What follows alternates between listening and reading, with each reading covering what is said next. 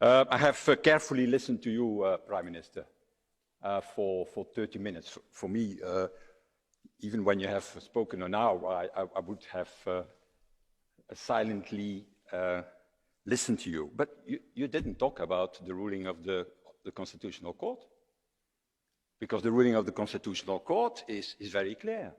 Article 1 and Article 19 of the treaty are null and void in Poland, are in contradiction with the Polish constitution. That's the decision of the Constitutional Court in Poland. And that is a constitution, a treaty, Article 1 and Article 19, that you have accepted in 2004, that the peace government has accepted at the moment of the Lisbon Treaty. And these Article 1 and Article 19, you know what it is. Article 1 is an ever closer union, and Article 19 is the central role of the European Court of Justice. By the way, it's exactly for the same reasons that the hard Brexiteers went out of the European Union, for these two articles, Article 1 and 19.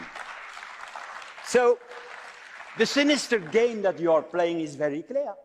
The sinister game is that you are putting a politicized Constitutional Court inside Poland. And that politicized Constitutional Court is criticized by whom? By the European Court of Justice. So the way to eliminate the decisions of the European Court of Justice is to take with the politicized Constitutional Court of Poland a decision that the ECJ has no longer a right of decision in Poland. That is what you have done. And what you have done, and what you defend here, because you are making references to others, to the French and the Germans, and there is something to say about the German Constitutional Court and so on. But they never did that. They never said that Article 1 and Article 19 is not longer applicable in Poland, in their country. They never did that. Like I said, the Brexiteers did that. So what you have done is in fact putting an existential threat to your country, and most of all to the people, to the Polish people, who are the most pro-European people of the entire European Union. That is what you have done. And that remembers me something very dramatic in European history. By the end of the 18th century, when a great country like Poland disappeared, a fatal mix of bad governance, of external threats, and the betrayal of conservatives who could not accept a modern Polish constitution at that time. Well, I am the only one who sees some fatal resemblance here by what is happening today in Poland. So, I have to tell you, I know that you are a historian. I know that you are a historian, Prime Minister.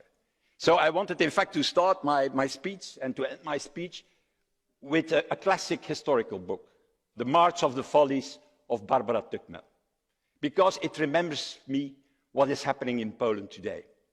It starts with a simple decision, and it goes in another decision and a further decision, and that is when the folly starts.